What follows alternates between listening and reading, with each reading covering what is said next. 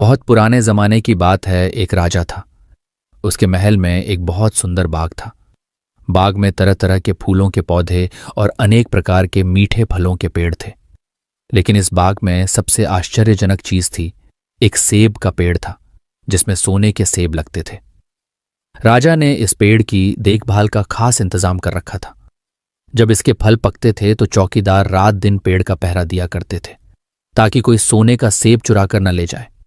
लेकिन एक दिन की बात है कि बाग के माली ने जब सोने के सेबों को गिना तो उसमें से एक सेब गायब था। उसने दौड़कर राजा को खबर दी। राजा फौरन बाग में पहुंचा। उसे यह देखकर बड़ा आश्चर्य हुआ कि देखभाल का इतना पक्का इंतजाम होने पर भी एक सेब किसी ने चुरा लिया। उसने ऐलान किया कि कोई सोने के सेब को चुराने वाले चोर का पता देगा, उसे इनाम दिया जाएगा।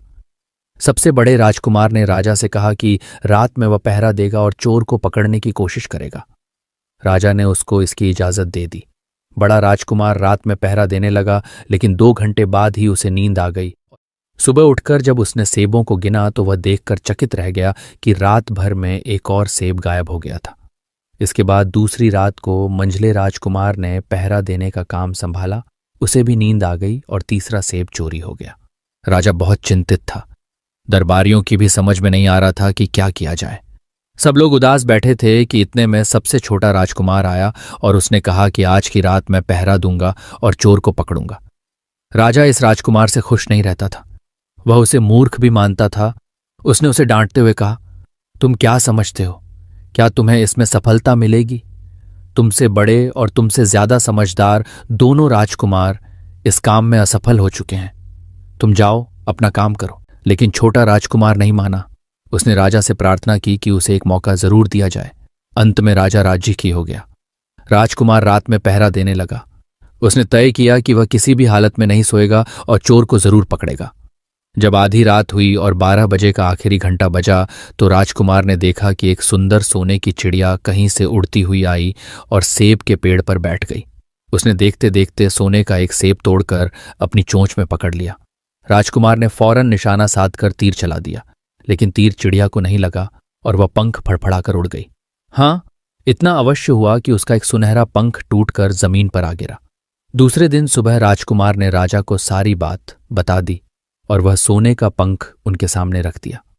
पंख इतना सुंदर और इतना कीमती था कि राजा उसे देखता ही रह गया। उसने कहा, अगर उस चिड़िया का एक पंख इतना सुंदर है तो वह पूरी चिड़िया कितनी मैं चाहता हूं कि उस चिड़िया को कोई पकड़ लाए। सबसे पहले बड़ा राजकुमार इस काम के लिए रवाना हुआ। चलते चलते वह एक जंगल में पहुंचा। वहां उसने एक लोमड़ी को एक पेड़ के नीचे आराम करते हुए देखा। राजकुमार ने मौका देखकर तीर अपने धनुष पर चढ़ा लिया। वह तीर छोड़ने ही जा रहा था कि लोमड़ी ने चिल्लाकर कहा, राजकुमार, मुझे मत मारो। पता है कि तुम सोने की चिड़िया की खोज में निकले हो। तुम मेरी राय मानो तो तुम्हारा काम जल्दी ही पूरा हो जाएगा। तुम इसी रास्ते से सीधे चले जाओ। शाम होने पर तुम एक गांव में पहुंचोगे। वहां तुम्हें आमने सामने 2 धर्मशाला मिलेंगी। एक धर्मशाला खूब सजी सजाई और सुंदर सी होगी, लेकिन तुम उसमें मत ठहरना। तुम उसके सामने वाली दूसरी धर्मशाला में ठहरना, जो बहुत मामूली और देखने में भी भद्दी सी होगी। ऐसा करने पर तुम्हारा काम आसानी से पूरा हो जाएगा। लोमड़ी का बात सुनकर राजकुमार को हंसी आ गई। उसने डांट कर कहा, भाग जा यहां से, मुझे तुम्हारी सलाह की जरूरत नहीं है। यह कहकर उसने तीर छोड़ दिया, लेकिन लोमड़ी बहुत चालाक थी। वह बचकर निकल भागी। राजकुमार आगे चलता गया। शाम को जब वह एक गांव में पहुंचा तो उसने देखा कि वहां सड़क के किनारे सचमुच 2 धर्मशाला थीं। उनमें से एक धर्मशाला खूब सजी सजाई थी और उसके अंदर से लोगों के नाचने गाने की आवाजें आ रही थीं। दूसरी धर्मशाला भद्दी सी थी और वहां अंधेरा घिरा हुआ था। राजकुमार सजी सजाई धर्मशाला में ठहर गया। थोड़ी देर में वह भूल गया कि वह असल में सोने की चिड़िया की खोज में निकला था। उधर जब काफी समय बीत गया और बड़ा राजकुमार नहीं लौटा तो मंझला राजकुमार सोने की चिड़िया की खोज में चल पड़ा। वह भी उसी तरह चलते चलते जंगल में पहुंचा तो वही लोमड़ी उसे भी मिली। इस राजकुमार ने भी लोमड़ी की बात पर कोई ध्यान नहीं दिया। जब वह शाम को उस गांव में पहुंचा तो बड़े राजकुमार की तरह सजी सजाई धर्मशाला में ठहरा। वहां के नाच रंग में मस्त होकर वह भी अपना काम भूल गया। यहां तक कि उसे घर लौटने की भी ध्यान न रही। अंत में सबसे छोटे राजकुमार ने राजा से कहा कि मैं सोने की चिड़िया की खोज में जाऊंगा। राजा को विश्वास था कि जब उससे बड़े दोनों राजकुमार इस काम में सफल नहीं हुए तो इसे और भी सफलता नहीं मिलेगी। लेकिन उसके जिद करने पर राजा ने उसे इजाजत दे दी। छोटा राजकुमार तैयार होकर सोने की चिड़िया की खोज में निकला। जंगल में उसे भी लोमड़ी मिली। राजकुमार ने लोमड़ी की बात को ध्यान से सुना और लोमड़ी से कहा, ठीक है, तुम जैसे कह रही हो मैं वैसा ही करूंगा। अब तुम जाओ, मैं तुम्हें नहीं मारूंगा। इस पर लोमड़ी खुश होकर बोली, मालूम होते हो, तुमने मेरी बात बात का मजाक नहीं उड़ाया और मुझ पर तीर नहीं चलाया। मैं तुमसे खुश हूं और तुम्हारी मदद करूंगी। आओ, तुम मेरी पूंछ पर बैठ जाओ, मैं तुम्हें उस धर्मशाला तक पहुंचा देती हूं। देखते देखते लोमड़ी की पूंछ काफी बड़ी हो गई और राजकुमार उस पर बैठ गया। उसके बैठते ही लोमड़ी हवा में उड़ने लगी और थोड़ी ही देर में मैदानों और पहाड़ों को पार करके उसी गांव में जा पहुंची। राजकुमार ने उसकी सलाह को मानकर छोटी और पुरानी धर्मशाला में ही डेरा डाल दिया। वह दूसरी सजी सजाई धर्मशाला से दूर ही रहा। दूसरे दिन सुबह उठकर जब वह आगे बढ़ा तो कुछ दूर चलने पर उसे वह लोमड़ी फिर से रास्ते में मिल गई। लोमड़ी ने उससे कहा, अब मैं तुम्हें बताती हूं कि आगे तुम्हें क्या करना चाहिए। तुम सीधे चलो। आगे चलने पर तुम्हें एक बहुत बड़ा किला मिलेगा जिस पर सिपाही लोग पहरा दे रहे होंगे। तुम सिपाहियों से डरना मत और सीधे अंदर चले जाना, क्योंकि वे इस समय सो रहे होंगे। तुम बेधड़क होकर किले में घुसते चले जाना और उनके कमरों को पार करते हुए उस जगह पहुंच जाना जहां लकड़ी के एक मामूली से पिंजरे में सोने की चिड़िया बंद है। तुम चिड़िया को पिंजरे सहित उठाकर किले से बाहर ले आना।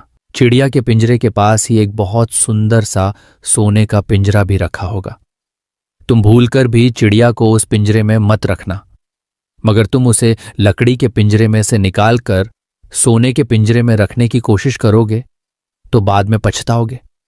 यह कहकर लोमड़ी ने राजकुमार को फिर से अपनी पूंछ पर बिठाया और थोड़ी ही देर में उसको किले के पास पहुंचा दिया। राजकुमार ने किले का पास जाकर देखा कि सचमुच उसके पहरेदार सो रहे थे। वह बिना डरे सीधा महल में घुस गया और थोड़ी ही देर बाद वह उस कमरे में जा पहुंचा जहां सोने की चिड़िया एक पिंजरे में बैठी हुई थी। पिंजरे के पास ही सोने के 3 सेब पड़े हुए थे। इन सेबों को देखकर राजकुमार ने फौरन पहचान लिया कि ये सेब उसके पिता के बाग के ही थे। सोने की चिड़िया इतनी सुंदर थी कि राजकुमार उसको देखता ही रह गया। वह उसको उठाकर लाने ही वाला था कि उसकी नजर पास ही पड़े एक सुंदर से पिंजड़े पर पड़ी। वह पिंजड़ा बहुत सुंदर था और उसमें तरह तरह के कीमती पत्थर जड़े हुए थे। सोने की चिड़िया के लिए वही पिंजरा ठीक मालूम पड़ता था। राजकुमार लोमड़ी की बात को भूल गया और उसने सोने की चिड़िया को लकड़ी के पिंजरे से निकालकर सोने के पिंजरे में बंद कर दिया। लेकिन नए पिंजरे में आते ही चिड़िया ने खूब जोर जोर से शोर मचाना शुरू कर दिया। राजकुमार पिंजरे को उठाकर कमरे से बाहर भी नहीं निकल पाया था कि बहुत से सिपाही कमरे में घुस आए और उन्होंने राजकुमार को पकड़ लिया। अब राजकुमार को अपनी भूल का पता चला। उसे याद आया कि लोमड़ी ने उससे क्या कहा था, लेकिन अब क्या हो सकता था। सिपाही उसे खींचते हुए राजा के दरबार में ले गए। राजा के पूछने पर राजकुमार ने सारी बात कह सुनाई। राजा बोला, तुम मेरे महल में चोरी करने के लिए घुसे थे। मैं तुमको माफ नहीं कर सकता। तुम्हें फांसी की सजा दी जाएगी, लेकिन मैं तुम्हें एक मौका देता हूं। सोने का घोड़ा ला दो तो मैं न सिर्फ तुम्हें छोड़ दूंगा बल्कि सोने की चिड़िया भी तुमको दे दूंगा। राजकुमार को अपनी जान बचाने के लिए राजा की शर्त माननी पड़ी। अब वह सोने के घोड़े की तलाश में निकला। किले के बाहर जाने पर उसने देखा कि लोमड़ी का उसका इंतजार कर रही है।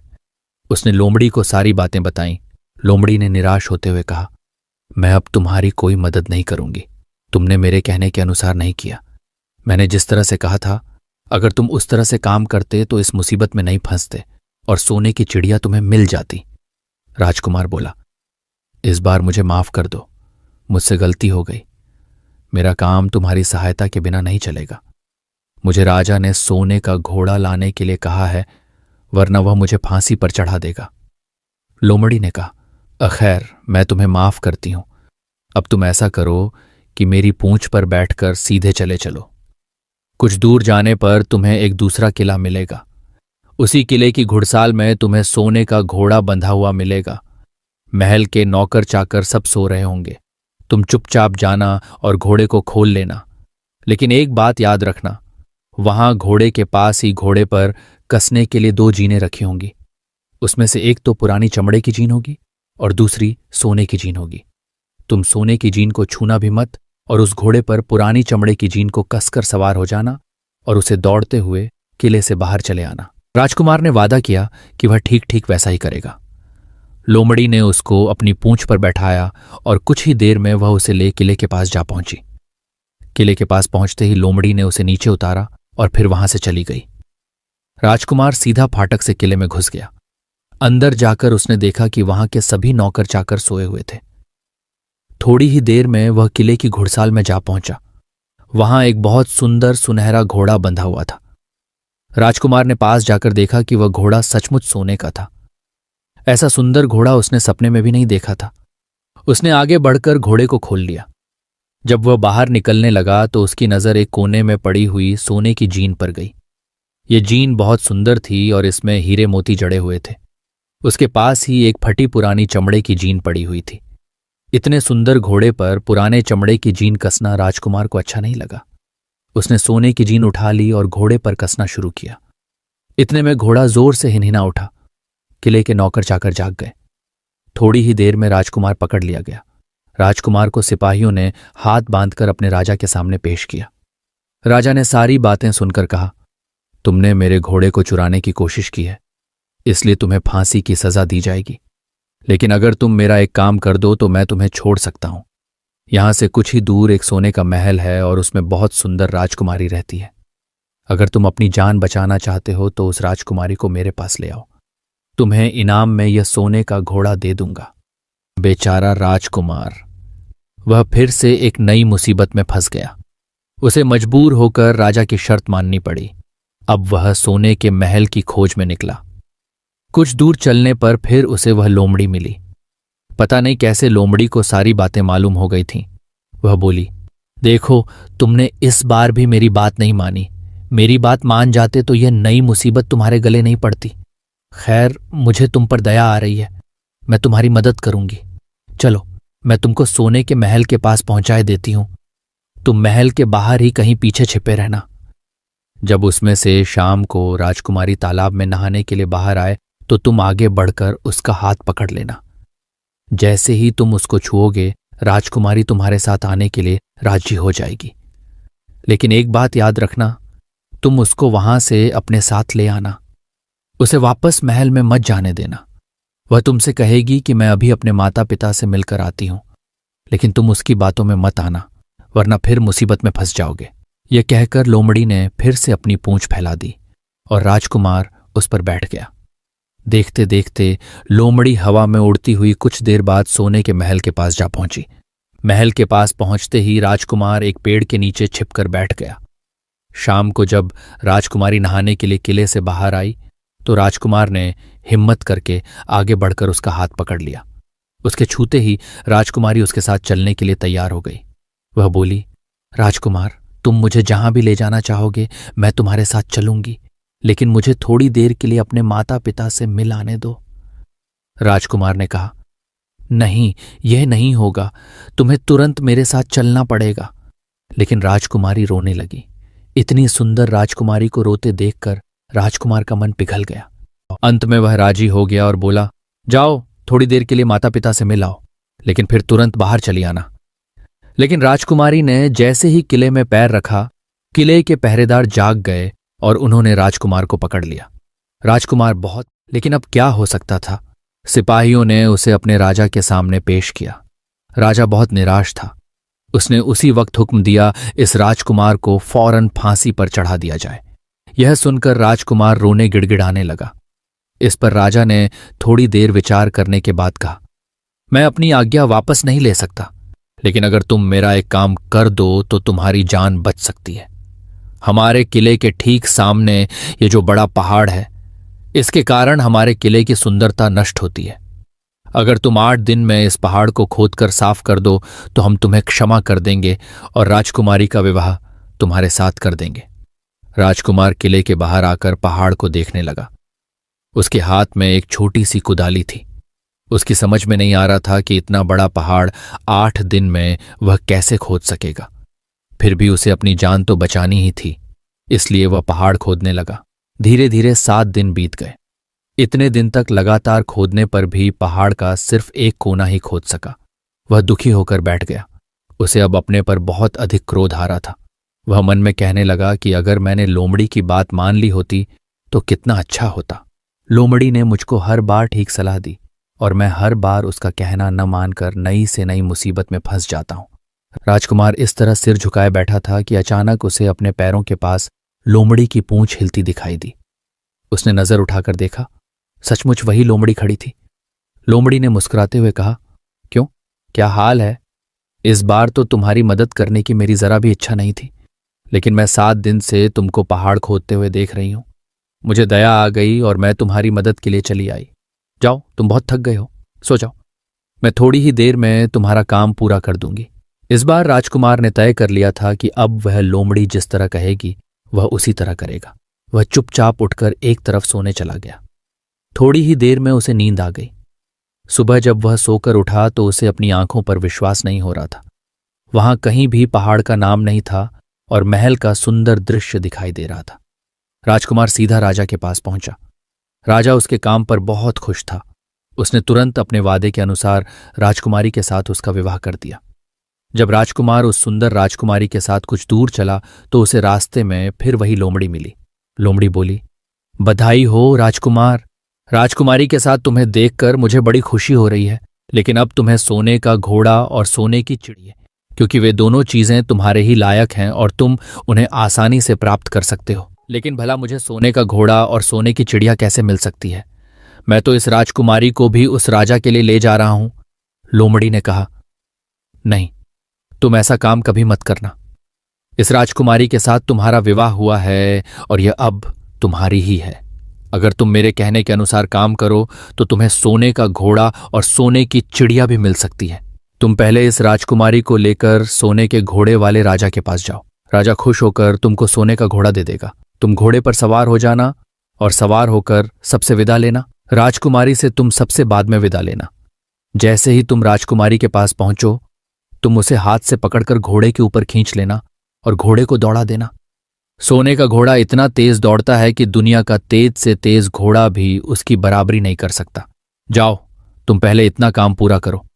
इसके बाद आगे का काम मैं तुम्हें बाद में बताऊंगी। मैं तुम्हें वहां रास्ते में मिलूंगी। राजकुमार ने ठीक वैसा ही किया जैसा लोमड़ी ने उससे कहा था। जब सोने के घोड़े वाले राजा ने खुश होकर उसे इनाम में सोने का घोड़ा दिया तो राजकुमार उस पर सवार हो गया और उससे विदा लेने लगा। अंत में वह राजकुमारी को उठाकर घोड़ा को तेजी से दौड़ाता हुआ किले से बहुत दूर निकल आया। रास्ते में एक पेड़ के नीचे लोमड़ी उसका इंतजार कर रही थी। उसे देखकर लोमड़ी बोली, शाबाश, अब तुम सोने की चिड़िया भी प्राप्त कर लो। जब तुम सोने की चिड़िया वाले राजा के पास पहुंचोगे तो वह इस घोड़े को देखकर बहुत खुश होगा। तुम उससे कहना कि पहले सोने की चिड़िया का पिंजरा मेरे हाथ में दे दो, तब मैं यह घोड़ा तुमको दूंगा। जब वह पिंजरा तुम्हारे पास लाए तो तुम पिंजरा उसके हाथ से छीन लेना और घोड़े को दौड़ा देना। बस ऐसे चिड़िया तुमको मिल जाएगी और कोई तुम्हें पकड़ भी नहीं सकेगा। इस बार भी राजकुमार ने ठीक वैसा ही किया। वह राजकुमारी के साथ ही घोड़े पर बैठा रहा और जब राजा ने उसके हाथ में सोने की चिड़िया का पिंजरा दिया तो उसने देखते देखते लात मार दी और सोने का घोड़ा हवा से बातें करने लगा। कुछ दूर चलने पर लोमड़ी उसे मिली।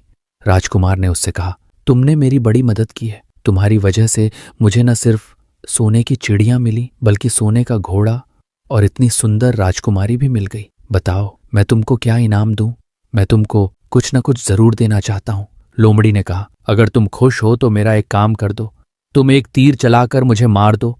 इस समय तुम यही सबसे बड़ा काम मेरे लिए कर सकते हो। राजकुमार ने कहा, भला ये कैसे हो सकता है?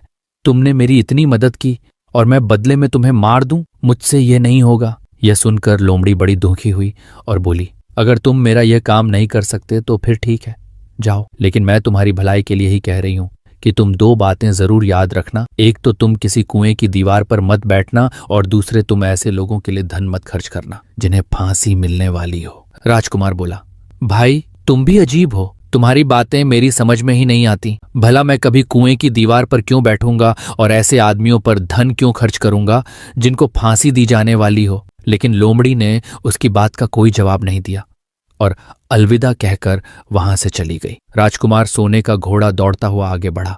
राजकुमारी उसके साथ ही बैठी हुई थी और सोने की चिड़िया का पिंजरा उसके हाथ में था। कुछ ही देर में राजकुमार उस छोटे गांव में जा पहुंचा जिसमें वे दोनों धर्मशाला थीं।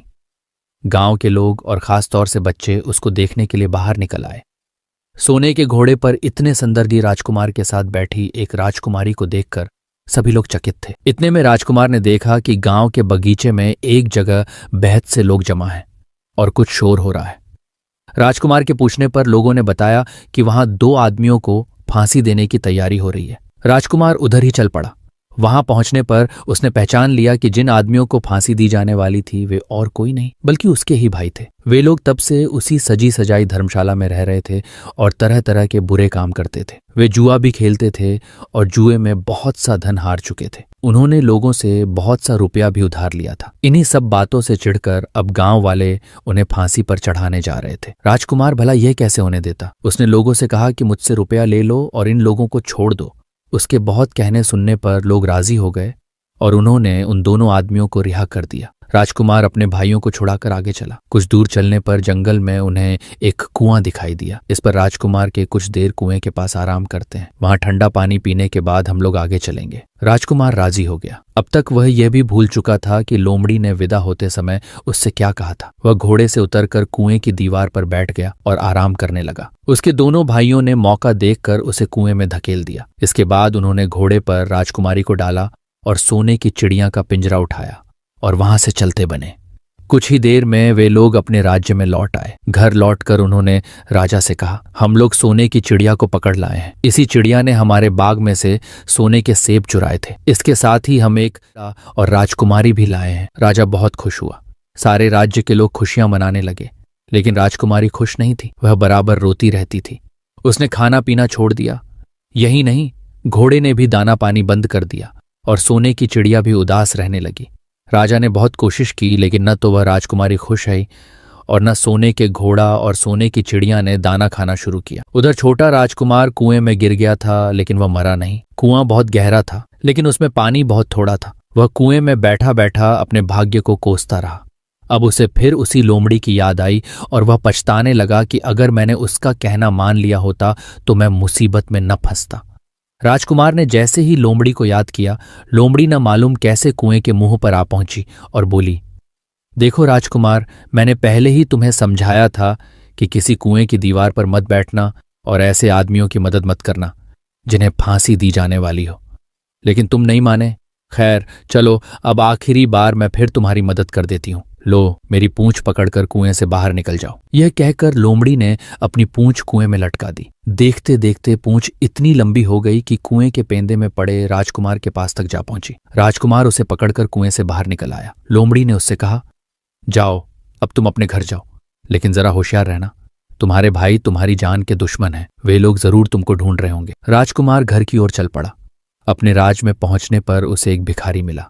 भिखारी को उसने अपने सुंदर कपड़े दान में दे दिए और उनके भद्दे पुराने कपड़े पहन लिए। इस तरह भेष बदलकर वह अपने किले में पहुंचा। वहां उसके पहुंचने पर एक बड़ी आश्चर्यजनक बात है। सोने का घोड़ा खुशी से हिनहिनाने लगा और दाना खाने लगा। सोने की चिड़िया भी अपने पिंजरे में खुशी से फुदकने लगी और गाना गाने लगी। राजकुमारी ने अपने आंसू पोंछ डाले और वह भी खुश दिखाई देने लगी। लेकिन राजा की समझ में कुछ नहीं आया। उसने राजकुमारी से इसका कारण पूछा तो वह बोली, मैंने तो पहले ही आपको सारी कहानी बता दी थी। आपके बड़े और मंझले राजकुमार ने छोटे राजकुमार के साथ धोखा किया है। इन्होंने आपको भी धोखा दिया है, लेकिन अब आपका छोटा राजकुमार यहां पर आ पहुंचा है, इसीलिए मुझे बेहद खुशी हो रही है। उसी के साथ मेरी शादी हुई है और मैं उसके साथ ही सुखी रह सकती हूं। मैले कुचैले कपड़े पहने एक आदमी की ओर इशारा करते हुए कहा, वह रहा आपका छोटा राजकुमार। राजा ने भी अपने छोटे लड़के को पहचान लिया। अब राजा ने अपने छोटे बेटे के बारे में अपने विचार बदल दिए। अब वह उसको बहुत समझदार और बहादुर मानने लगा और उससे बहुत अधिक प्यार करने लगा। उसने उसको राजगद्दी पर बिठाने का निश्चय किया। बड़े और मंझले राजकुमार ने अपने छोटे भाई को ही धोखा नहीं दिया था, बल्कि राजा को भी धोखा दिया था। इससे राजा उनसे बहुत नाराज था। उसने उन दोनों को अपने राज्य से निकलवा दिया। इसके बाद बड़ी धूमधाम के साथ राजकुमारी के साथ राजकुमार का विवाह हुआ और दोनों खुशी से रहने लगे।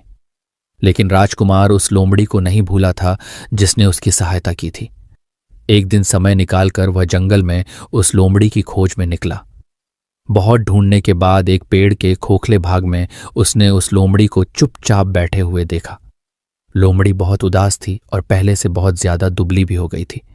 राजकुमार को देखते ही लोमड़ी ने उसे पहचान लिया और कहा, आह, कहो राजकुमार, आज इधर कैसे आना हुआ? राजकुमार ने कहा, मैं आज तुम्हें ही ढूंढने के लिए आया हूं। चलो मेरे बाग में आराम से रहना, वहां तुम्हें किसी तरह की तकलीफ नहीं होगी। यहां तो जंगल में तुम्हें खाने पीने की तकलीफ होती होगी और जंगली जानवरों और शिकारियों का डर बना रहता होगा। लोमड़ी ने कहा, नहीं राजकुमार, मैं यहां ठीक हूं, मेरे दुहक से क्या लेना देना। तुम्हारा काम निकल गया, अब तुम खुशी से अपने राज में रहो। राजकुमार बोला, नहीं, तुमने मेरा बड़ा उपकार किया है, मैं तुम्हें इनाम देना चाहता हूं और अपने साथ ही रखना चाहता हूं। राजकुमारी भी बहुत खुश होगी, वह भी तुमसे मिलना चाहती है। लोमड़ी बोली, अगर तुम सचमुच मुझे इनाम देना चाहते हो तो मेरा एक काम कर दो। मैंने तुमसे पहले भी कहा था कि तुम तीर चलाकर मुझे मार दो, इसी से मेरा लाभ होगा। असल में एक जादूगर ने मुझ पर जादू कर रखा है। मैं लोमड़ी नहीं हूं, मुझे उसके जादू के प्रभाव से लोमड़ी के रूप में रहना पड़ रहा है। मैं तो उसी देश का राजकुमार हूं जहां की राजकुमारी से तुम्हारा विवाह हुआ है। असल में वह राजकुमारी मेरी छोटी बहन है। अगर तुम तीर चलाकर मुझे मार दोगे तो इस जादू से मुझे मुक्ति मिल जाएगी और मैं फिर अपने देश लौट सकूंगा। राजकुमार को यह सुनकर बड़ा आश्चर्य हुआ। उसने फौरन अपने धनुष पर तीर चढ़ाया और लोमड़ी की ओर छोड़ दिया। तीर के लगते ही लोमड़ी मर गई और उसमें से एक सुंदर सा राजकुमार निकल आया। फिर दोनों राजकुमार आपस में गले मिले। इसके बाद दोनों राजकुमार वापस महल में लौट आए। वहां राजकुमारी अपने भाई से मिलकर बहुत खुश हुई।